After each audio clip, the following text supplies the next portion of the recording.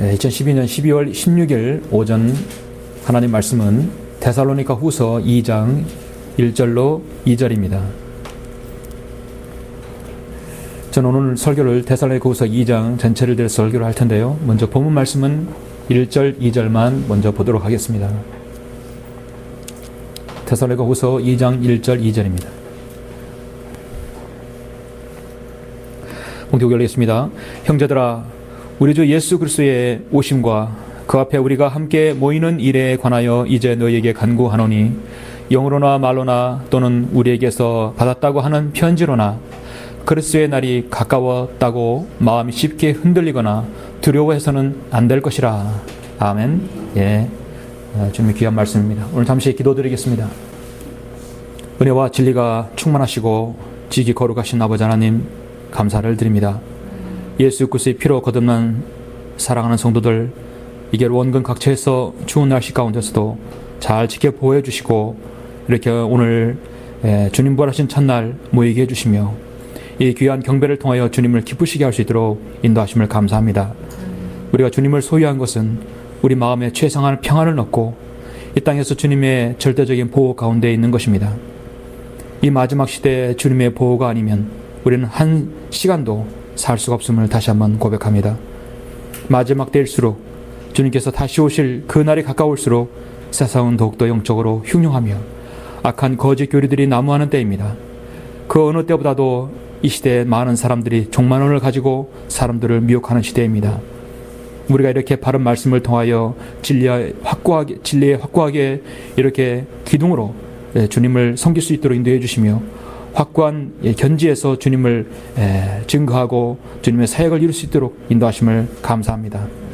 주님께서 오늘 여기 있는 모든 성도들을 함께하여 주셔서 제가 오늘 본문을 삼은 이 데살로니가 후서 2장을 통하여 더욱더 우리에게 위로와 소망과 힘이 되는 귀한 구절이 될 수 있도록, 말씀이 될 수 있도록 축복해 주시길 원합니다. 성령님께서 부족한 저의 모든 것들을 인도하여 주셔서 의도하신 바에 제가 정확하고 담대하게 설교할 수 있도록 인도하여 주십시오. 듣는 우리 모두가 주님의 영으로 관장해 주시길 원합니다. 주 예수 그리스도 이름으로 기도드렸습니다. 아멘. 오늘 오전 설교는 마지막 시대를 향한 권면이라는 제목으로 설교하고 있습니다. 마지막 시대를 향한 권면입니다. 여러분, 이번 주는 그 어느 해보다도, 그 어떤 주보다도 전 세계적으로 아마 가장 분주하고도 어수선한 한 주가 될 것으로 저는 생각합니다. 물론 우리 국내에서는 이제 18대 대통령 선거가 있죠. 저는 그걸 말하는 것이 아니라 이제 바로 2012년 12월 21일이 드디어 이번 주가 걸려 있기 때문입니다. 이번 주 금요일 날이 21일이죠. 세상은 온통 지금 12월 21일에 초점을 맞추고 있습니다. 고대 마야 달력에 따르면은 이날 12월 21일 날 지구가 멸망한다고 합니다. 이 예언이 맞다면 우리는 지금 앞으로 인간들 이 땅에 살면서 앞으로 우리에게 남은 날은 며칠밖에 남지 않은 것이에요. 그 때문에 요즘 지금 온라인에서는 종말론에 관한 갑론을박이 한창입니다. 마야 문명과 마야 달력이 도대체 무엇이길래 온 세상이 이렇게 지금 들썩거리는 것일까요? 마야 문명은 AD 9세기 중앙아메리카의 멕시코 남동부의 유카탄 반도 지역을 중심으로 해서 번영을 했다가 불과 100년 남짓, 약 10세기쯤에 멸망한 민족들입니다. 그들은 태양과 달과 바람과 비, 땅 모든 걸 신으로 삼는 그런 종족들이었습니다. 심지어 인간을 제물로 바치는 시조들이었어요. 이런 문명을 가진 마야인들이 당시의 천체 관측법과 역법이 매우 수학에 있어서 뛰어났다고 합니다. 옛날 고고학자들은 이를 계산한 것에 따르면 그들의 시간이 BC 3114년에 시작해서 그들이 말하는 대주기, 일명 13박툰이라고 하는데, 그 모든 대주기가 끝나는 것이 2012년 12월 21일이라고 합니다. 그래서 이날 지구가 멸망하는 날이라고 사람들은 그래서 루머가 떠돌게 된 것이죠. 마야인들은 다가오는 2012년에 인류가 종말한 다음에 지구는 다시 그들의 말에 의하면 7140년에 12월쯤에 다시 부활한다고 하는 내용이 있습니다. 특이하게도 태양도 그때 멸망해서 다시 부활한다는 것입니다. 그걸 6번이나 반복해서 이제 태양과 인류가 다시 시작된다는 것입니다. 모두가 묘기의 말들이죠. 겨우 100년 남짓한 그런 미개한 민족이 남긴 그 학설과 그런 유물들을 가지고 오늘날 21세기에 정말 스마트폰 시대에 살고 있는 사람들이 그들의 말을 믿고 있는 시대입니다. 지금 이번 주 20일을 시작으로 해서 사흘 동안 만약에 지구가 암흑으로 덮인다면, 어떤 형태로든 종말론이 온다면 많은 사람들이 살기 어렵겠죠. 특히 가장 동요하는 나라가 어느 나라면 중국이라고 합니다. 중국은 늘 이 대륙의 민족들은 사람들이 많기 때문에 한번 잘못된 루머가 퍼지면 삽시간에 퍼지는 것 같아요. 특히 인터넷의 발달로 인해서 중국의 서남쪽에 스촨성 잘 아시죠? 스촨성, 샹시와 루창현 주민들은 이미 양초와 성냥 모두를 다 사재기하고 있다고 합니다. 중국의 시안과 허페이와 광저우와 상하이도 마찬가지로 그들 모든 사람들은 대부분의 12월 21일자에 혼인 신고가 이미 꽉 차 있다고 합니다. 그 전까지 이미 혼인 신고를 하겠다는 사람들이 많다는 것이죠. 이 같은 전 세계적으로 들끓는 여론에 의해서 의식해서인지 이례적으로 미국 항공우주국 나사는 최근에 13일 날 발표를 했는데요. 12월 21일은 지구 종말은 없다. 왜 지구 종말이 없느냐? 그것을 자신들이 동영상을 만들어서 지금 이렇게 유튜브에 올리고 이렇게 했습니다.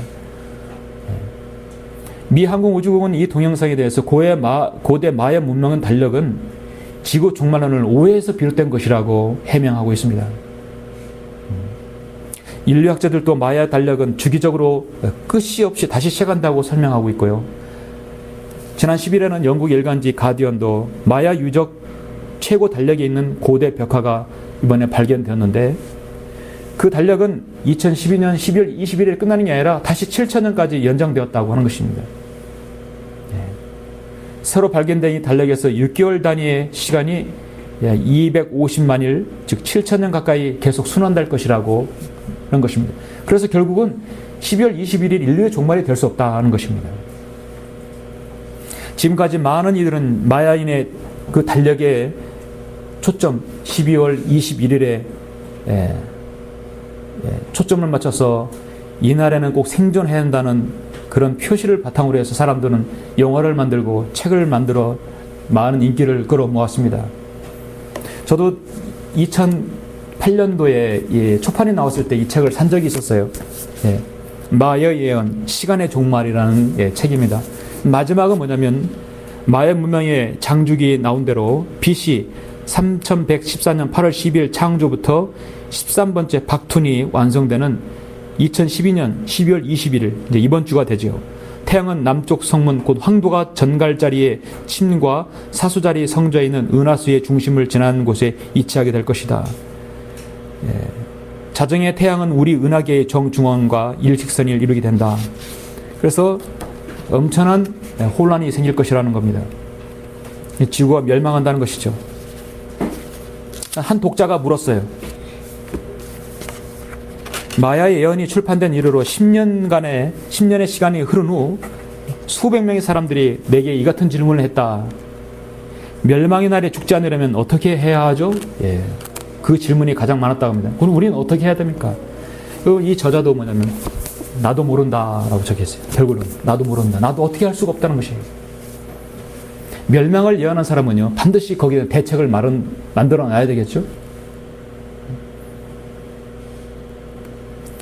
어쨌든 간에 많은 매스컴과 많은 기관들, 특히 신문사까지도 12월 20일은 아무 일 없을 것이라고 안정시키고 있습니다. 자, 이제 여러분도 그래서 안정이 되십니까? 우리 성령대로 믿는 그리스도인은 세상의 어떤 기관들이 보도하고 안내하는 데에서 결코 우리는 신뢰를 갖지 않습니다. 성경은 마야인들이나 미 항공우주국이나 세상 신문사의 우리는 기준과 일치하지 않기 때문입니다. 성령으로 믿는 그리스도인은 오직 성경에 근거한 대로 인류 역사 6,000년의 시간이 지나면 우리는 그때 올라갈 것입니다. 날짜와 시간을 말하며 종말론을 운운하는 자들은 그것을 먹고 살기 위해서, 돈을 벌기 위해서 그런 말을 하는 자들입니다. 그런 걸로 영화를 만들어서 돈을 벌고, 책을 펴서 돈을 벌고, 그거는 룸을 만들어서 물건을 파는 것입니다. 오늘날 이 시대, 마지막 시대에 보니까 종말론은 최대의 화두입니다. 관심거리인 시대가 되었습니다.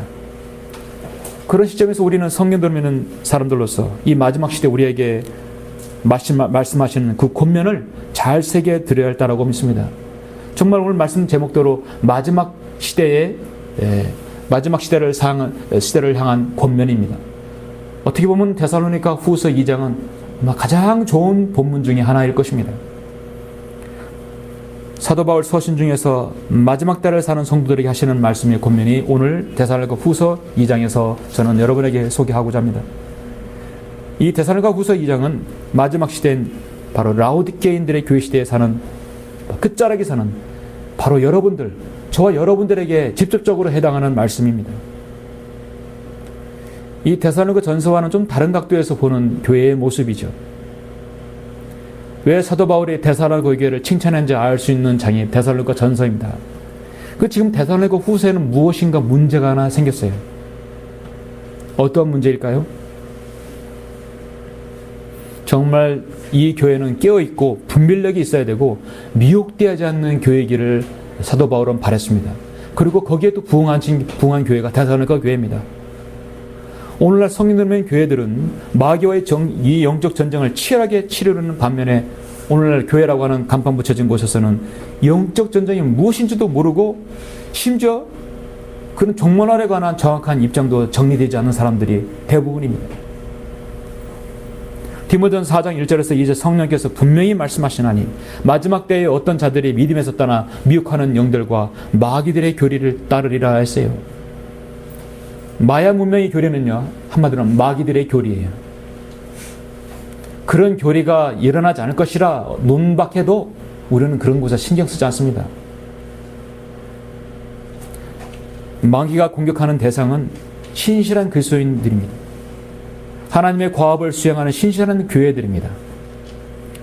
그래서 그 교회들의 성도라도 한 사람이라도 미혹하기 위해서 이미 이 세상에 있는 모든 제도권 교회는 마귀가 장악해버렸어요. 이미 큰 기독교계를 이렇게 흐름을 갖고 있기 때문에 그 흐름에서 그들은 역행할 수 없습니다.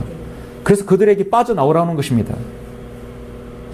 오직 바른 말씀을 통해서만이 그곳에서 빠져나와야 합니다.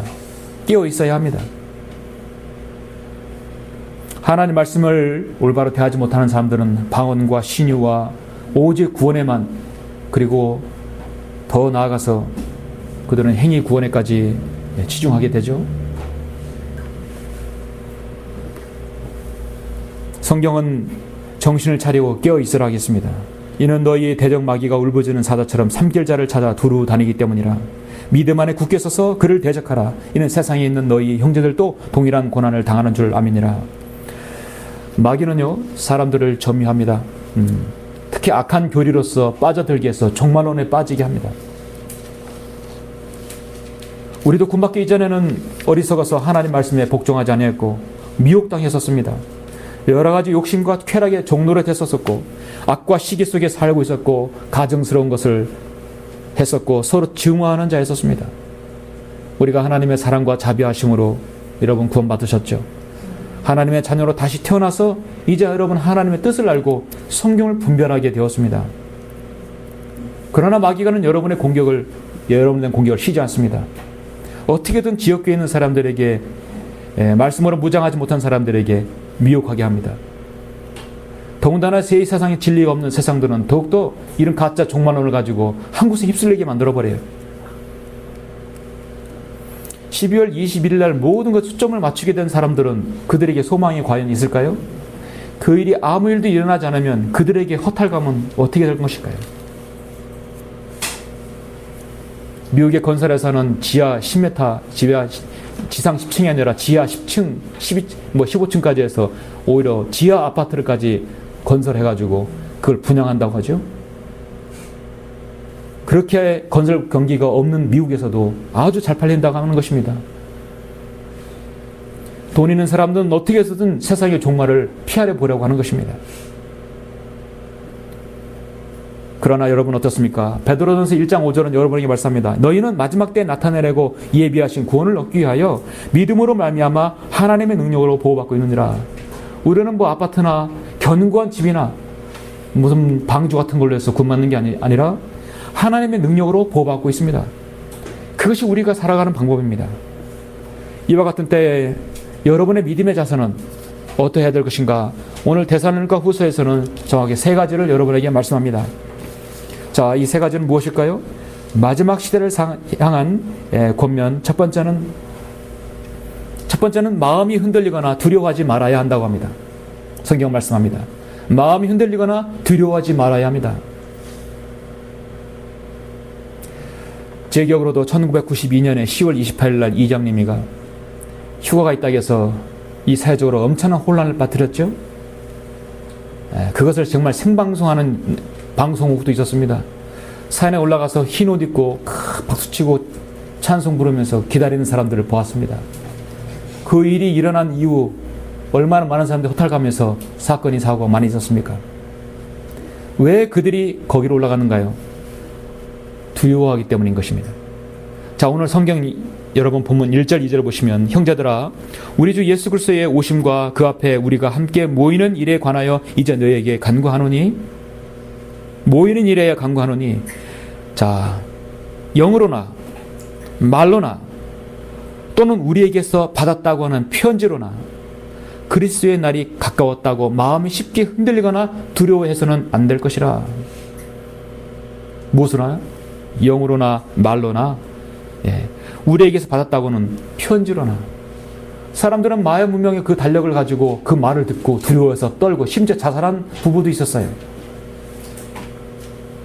악한 영으로는 당연한 것입니다. 지금 데살로니가 교회에는 문제가 하나 생겼어요. 누군가가 마치 자기가 사도 바울인 양 가짜 편지를 써서 그들에게 지금 데살로니가전서 4장 13절에 그 휴거에 대한 말씀을 제시하면서 이미 휴거가 이루어졌다고 거짓말해버린 것이죠. 그 많은 사람들이 지금 그리스도인으로서 휴거를 기다리고 소망 가운데 있는데 그들에게 혼란이 생길 수 있지요. 사도 바울은 그 혼란을 잠재워야 할 필요가 있었습니다. 그래서 지금 그렇게 말씀하고 있는 겁니다. 또 우리에게서 받았다고 하는 편지로나 그리스도의 날이 가까웠다고 마음이 쉽게 흔들리거나 두려워해서는 안 될 것이라고 말씀하고 있어요.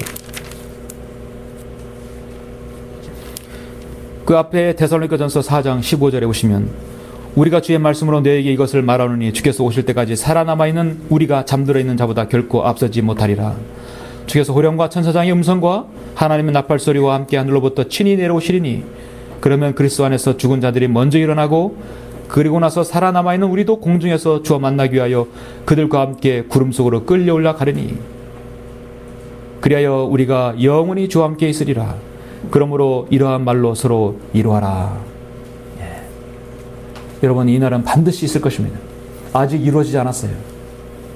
그런데 지금 이 데살로니가 교회 AD 60년경에 이 교회 성도들은 지금 일부 혼란이 생긴 것입니다. 이미 이 날이 이루어졌다고 하는 것이에요. 그렇기 때문에 지금 얼마나 많은 혼란이 있을 것입니까? 일부 믿음 없는 자들은 두려워하고 마음이 흔들렸던 것입니다. 그러면 교회는 대환란을 통과해야 한다는 말인가? 그런 질문이 나올 수 있겠죠. 혹시 나는 교회에 들어가 있지 않는 것인가?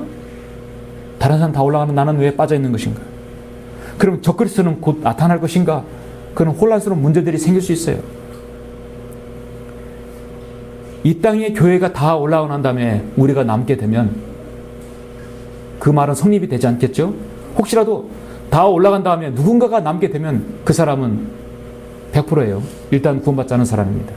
그렇죠? 교회 안에 들어오지 않은 사람이에요. 그 사람은 반드시 믿음과 행위로 자신의 믿음을 지켜야 합니다.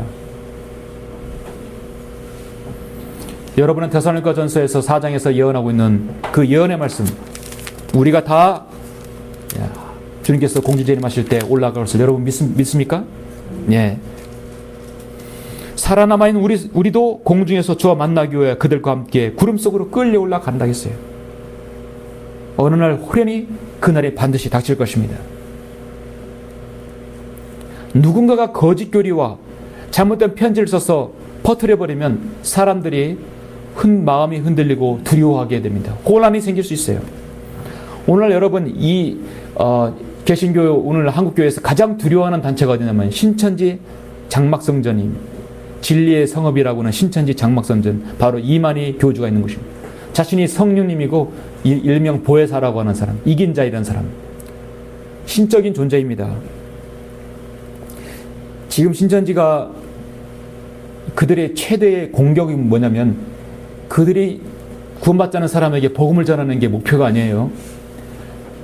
바로 이 제득권교회에 침투해서 그들을 빼오는 것이에요. 그래서 그들은 추수꾼과 추수밭을 말하는데, 추수밭은 어디냐면 바로 교회입니다. 추수꾼은 뭐냐면 훈련받고 양성받은, 6개월 동안 양성받은 바로 신천지 교인들이에요. 그들은 오늘날 교회, 장로교, 감리교회에 잠입해가지고 새로 들어온 양 열심을 냅니다. 너무 티나지 않게 열심을 내라고 그래요. 그래서 성경 공부 좀 하자 해서 끌어들입니다. 그래서 교회마다 크게 포스터를 붙여놨어요. 신천지는 들키면 법적 제재를 받는다고 분명히 나옵니다. 왜냐하면 지금 14만 4천 명을 만들어야 되거든요. 그들은 이스라엘 12지파를 우리나라에 해당합니다. 전국 각도, 강원도, 경기도, 대전, 충청도, 우리 충청도는 마띠아 지파라고 해가지고 12,000명을 모아야 돼요. 그래서 12지파를 만들면 14만 4천 명이 되는 것이에요. 아직 14만 4천 명이 찰나면 꽤 많이 남았어요.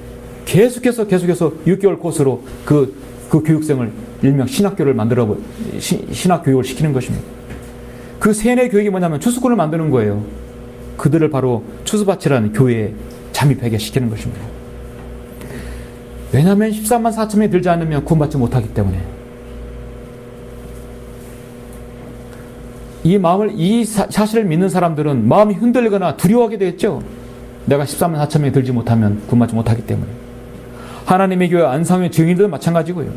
증산도의 개벽이나 여호와의 증인들, 제7일 안식교도들, 몰몬교도들 모두 다 자신들의 교리를 사람들에게 주입시켜서 그걸 믿지 않으면 구원받지 못한다고 두려움을 주게 되는 것입니다.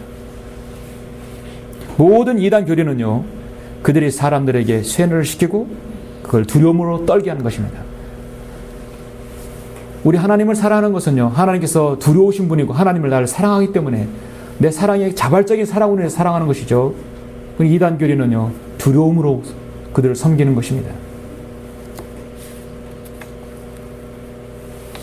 마지막 시대를 향한 두 번째 권면은 무엇입니까?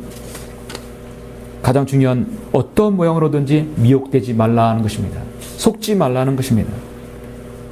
사도 바울은 먼저 1절, 2절에서 안심시키고 그 다음에 정확하게 교회가 휴거되고 난 다음에 대환란이 언제 올 것인가에 대해서 말씀하고 있습니다. 계속해서 여러분 본문 3절, 4절을 한번 보시겠습니다. 이 두 번째 부분은 12절까지 있는데 먼저 3절, 4절 먼저 보시면 아무도 어떤 모양으로든지 너희를 미혹하지 못하게 하라. 이는 먼저 배교하는 일이 이르지 않고 또 그 죄의 사람 곧 멸망의 아들이 나타나지 않고서는 그 날이 오지 아니함이라. 그는 대적하는 자며 또 하나님이라 불리는 모든 것과 숭배받는 대상 위에 자신을 높여 하나님의 성전에 앉아 하나님처럼 보여 자신을 하나님이라고 하느니라. 바로 죄의 사람 적그리스도입니다. 총체적인 배교, 오늘날 이 시대도 마찬가지 배교의 시대죠. 그러나 아직 멸망의 아들 적그리스도가 나타나지 않았습니다. 우리 주님께서 어떻게 말씀하셨습니까? 이 날에 대해서 여러분 마태복음 24장을 잠깐 보시겠습니다.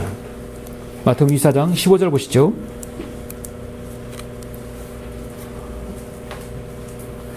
요한계시록을 요즘 강의하는 사람들이 상당히 많아요. 그래서 성경 좀 강의한다는 사람들은 요한계시록 강의합니다. 근데 대다수 많은 사람들이 착각하는 것이요, 지금 대환란 시대라고 믿고 있는 사람들이 많아요. 대환란 시대로 지금 가르치고 있기 때문에 결국은 교회가 이 환란을 통과해야 된다고 믿고 있는 것입니다. 그래서 마태복음 지금 24장 15절부터 21절의 말씀을 이 시대에 적용을 시켜버리는 거예요. 이게 가장 큰 문제입니다. 이것은 앞으로 우리가 올라간 다음에 이 땅에 있을 일들이에요. 그렇죠?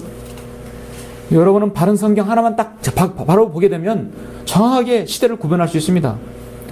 자, 많은 부분이 있지만 마태복음 24장 15절 보시면 그러므로 너희가 선지자 다니엘을 통하여 말씀하신 멸망에 가증한 것, 한마디로 멸망의 아들이죠, 거룩한 곳에 선 것을 보리니 읽는 자는 깨달으라. 그때 유대에 있는 자들은 산들로 도망하라. 지붕 위에 있는 사람은 집 안에 있는 물건을 가지러 내려가지 말고 들에 있는 사람은 자기 옷을 가지러 돌아가지 말라. 그 날들은 아이를 벤 자들과 젖먹이는 자들에게 화 있으리라. 너희는 피난하는 일이 겨울이나 안식일에 일어나지 않도록 기도하라. 이는 그때에 대환란이 있으리니 그와 같은 것은 세상이 시작된 이후로 지금까지 없었으며 또 결코 없을 것이기 때문이라 하십니다. 만일 그 날들이 단축되지 아니하면 어떤 육체도 구원받지 못하리라. 그러나 택함받은 사람들을 위하여 그 날들이 단축될 것이라 하였습니다. 멸망에 가저한 것을 설 것을 본 때가 온다겠습니다. 그것은 바로 하나님의 성전이라는 곳에 앉아가지고 자신이 하나님이라고 부를 그날이 올 것이라 하겠습니다. 여러분 계속해서 본문 데살로니가후서 5절 8절 계속 보시면 내가 너희와 함께 있었을 때 너희에게 이 일들에 대해 말한 것을 기억하지 못하느냐? 이제 너희는 무엇이 막고 있는지를 아나니 이는 그가 자기 때에 나타나려는 것이라. 불법의 신비가 이미 활동하고 있나니 현재는 막는 자가 있어 막을 것이나 그가 그 길에서 옮겨질 때까지만 그리하리라. 그리고 나서 그 악한 자가 나타나리니 주께서 그를 자기 입에서 나오는 영으로 소멸하시고 그의 찬란한 오심으로 제거하시리라 했습니다.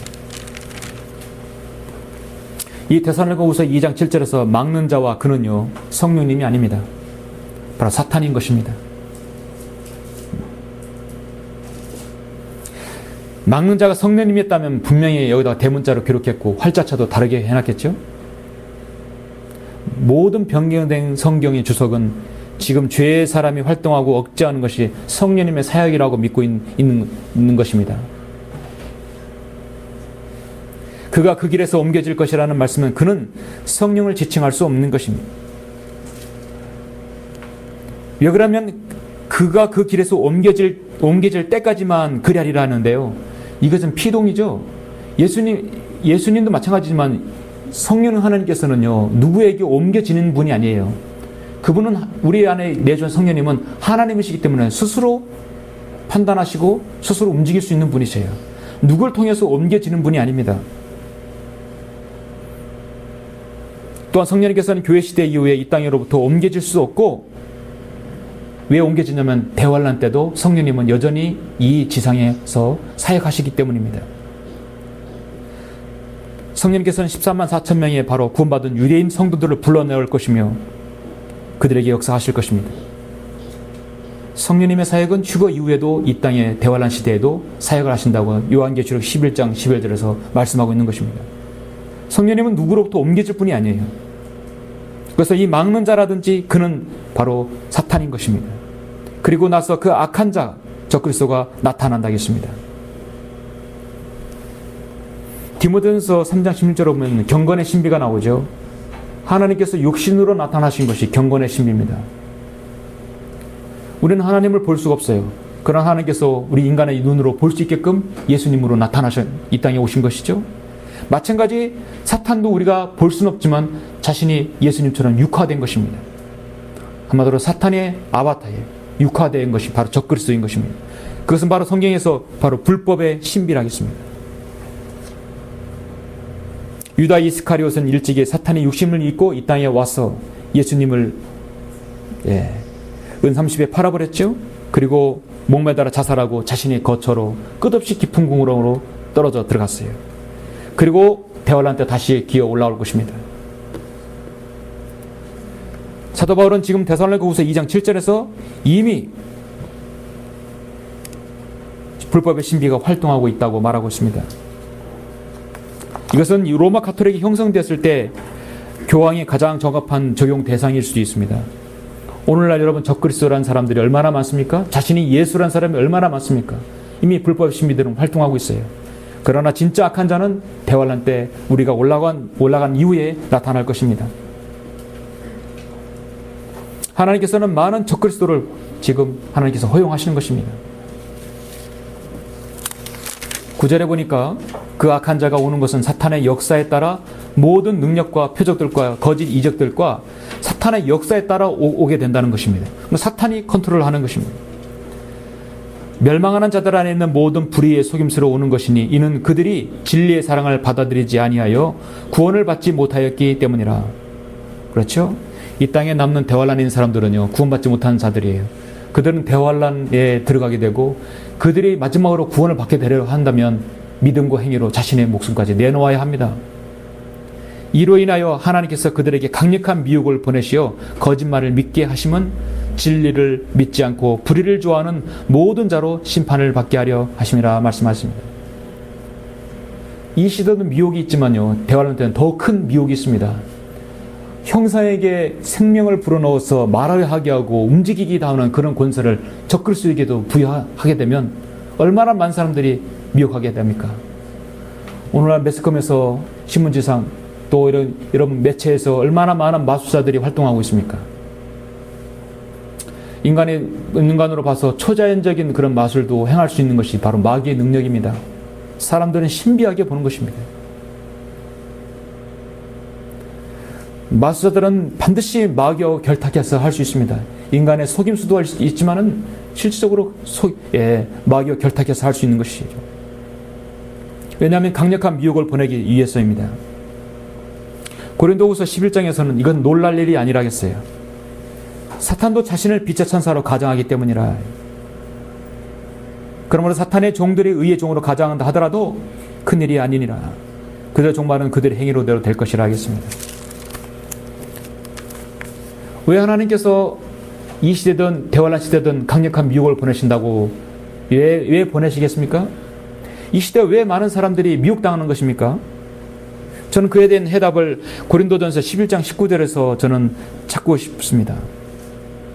왜냐하면 너희 가운데에는 이단들도 있어야만 하리니 그래야만 너희 가운데 인정받는 사람들이 나타나게 되리라 했습니다. 너희 가운데는 이단들도 있어야만 하리니 그래야만이 너희 가운데 인정받는 사람들이 나타나게 될 것이라. 하나님께서 적그리스도들, 이단들, 이런 가짜 싹군 목자들을 이 땅에 하나님께서 허용하신 것은 우리 성경 믿는 사람들의 사역이 더 하나님께서 드러나게 해주시고 진정한 바른 말씀이 그들에게 증거되기 위해서입니다. 여러분도 제도권교회 마찬가지로 개혁성경, 그 변개된 성경들을 가지고 복음을 전한다고 뭘 한다고 하십시오? 정말 성령님의 역사가 일어날 것 같습니까? 일어난 것 같아 보여도 그것은 성령의 역사가 아닌 것입니다. 내가 너희와 두라티아 나머지 사람들 곧 즉 이 교례를 받지 아니하고 그들에게 말하는 사탄의 깊은 것들을 알지 못하는 많은 자들에게 말하노니 내가 어떠한 다른 점도 너에게 지우지 아니하겠노라. 사탄의 깊은 것들, 바른 성경이 아니고서는 사탄의 실체를 알지 못합니다. 온통 귀신이라고 말하는 그런 개혁성인을 가지고 어떻게 사탄의 마귀의 실체를 알 수 있겠습니까? 그리고 개혁성경에서는 데살로니가후서 2장 7절에서 이 불법의 신비 막는 자도 그렇고요.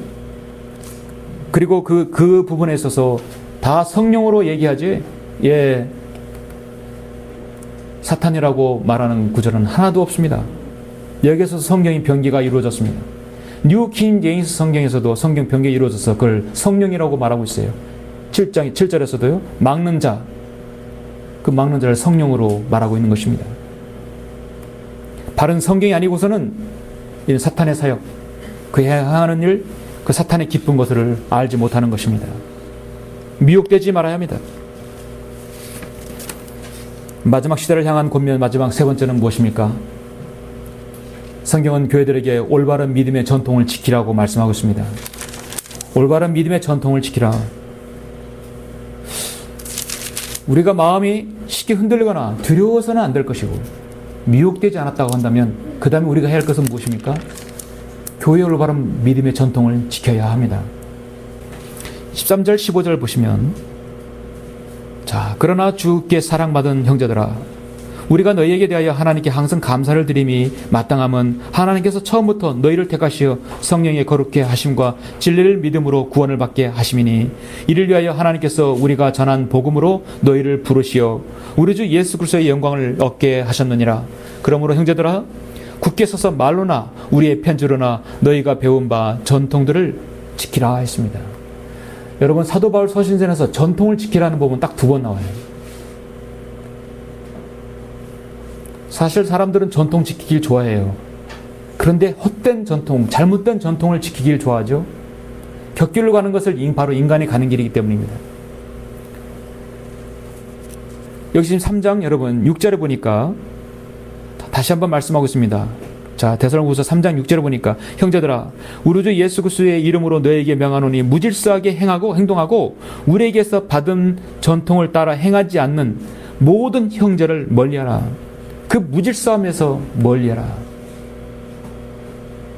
우리에게서 받은 전통에 따라 행하지 않는 모든 형제를 멀리하라 이것입니다. 지역교회의 올바른 전통이 무엇입니까? 성경의 교리가 무엇입니까?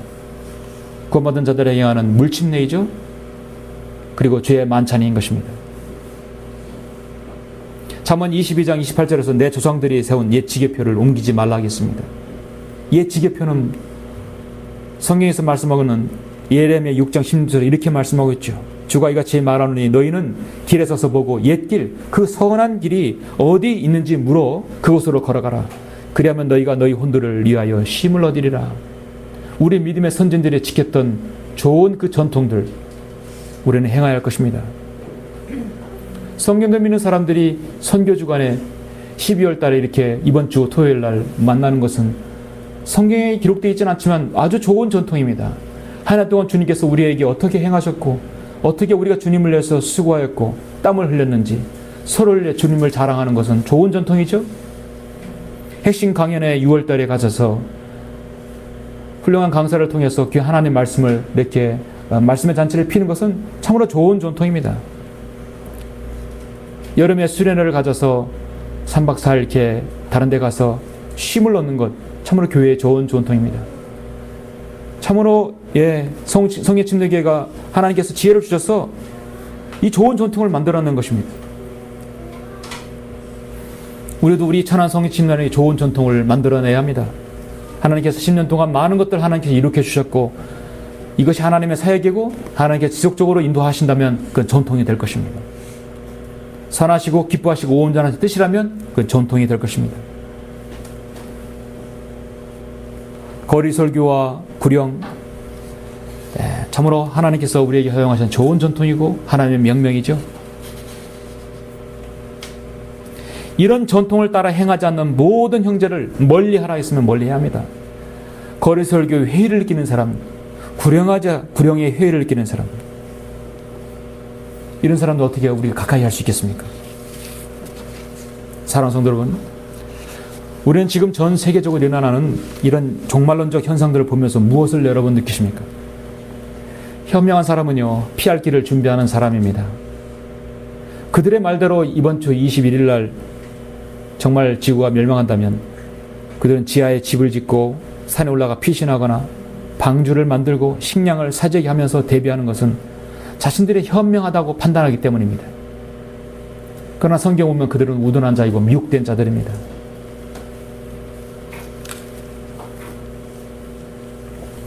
사랑하는 자들아, 주께는 하루가 천년 같고 천년이 하루 같은 이 한 가지를 잊지 말라.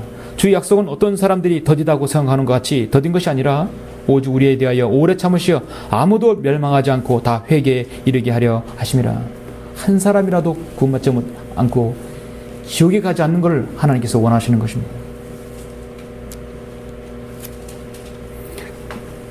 그렇다 하더라도 하나님께서 자신의 때에 준비하신 그때에 예수님께서 다시 오신다는 것은 변함없는 진리죠. 내가 너에게 이것을 행하려니 오 이스라엘아 내 하나님을 만날 준비를 하라 했어요. 보라, 이들은 산들을 짓고 바람을 창조하며 인간에게 자기 생각이 무엇인가를 선포하는 분, 아침을 어둡게 하며 땅의 높은 곳들을 밟는 분, 만군의 하나님은 주가 그의 이름이라. 인간으로 태어났으면 반드시 경배해 드려야 합니다. 영과 진리로 경배해 드려야 합니다.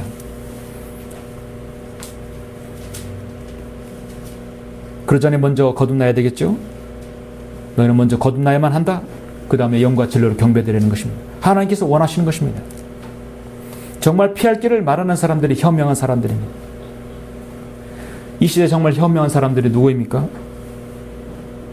먼저 자신이 죄인임을 알고 하나님의 구원계획에 따라 예수 그리스도께서 갈보리 십자가에 보혈을 흘려 죽으시고 부활하신 사실을 내가 마음으로 믿고 그 주님을 나의 구주로 믿고 영접할 때 그 사람은 1차적으로 안정을 보장받은 것입니다. 이 시대 그는 혼을 그 사람의 혼은 구원받게 되어서 앞으로 이 대환란 때 우리는 남지 않게 되고 다 올라가게 되는 것입니다. 진정으로 미래를 대비하는 사람들이 바로 누구입니까? 바로 그리스도인인 것입니다. 저는 결론적으로 16절 17절을 읽고 설교를 마치겠습니다. 자, 여러분 데살로니가 후서 이 말씀을 기록한 이유가 바로 여기에 있어요. 16, 17절에 있습니다. 이제 우리 주 예수 그리스도와 우리를 사랑하시고 은혜 가운데서 영원한 위로와 선한 소망을 주신 하나님 곧 우리 아버지께서 너희 마음을 이루하시고 모든 선한 말과 일에 너희를 견고케 해주시기를 바라노라. 제 핵심은 무엇입니까? 여러분에게 위로를 주시고요. 영원한 위로와 또 선한 소망입니다. 그리고 견고케 해주시는 것입니다. 오늘날 이 마지막 때를 향한 사도 바울의 진정한 권면은 어떤 종말론에 미혹되지 말고 첫째 위로를 받고 선한 소망을 영원한 위로와 선한 소망과 견고케 해주기를 바라는 것입니다. 여러분에게 소망과 위로와 견고케 해주기를 바라는 것입니다. 우리는 어떤 마음이 흔들리거나 두려워하지도 않습니다. 어떤 모양으로 미혹되지 않습니다. 올바른 믿음의 전통을 지키는 사람들이 바로 성경도 믿는 지역교회입니다. 여러분이 그러한 재림의 신앙으로 주님을 섬기셨다면 신실하게 섬기는 그 모습으로 주님께 다 발견될 수 있을 것입니다. 여러분 모두가 그렇게 되시길 원합니다. 기도하시겠습니다.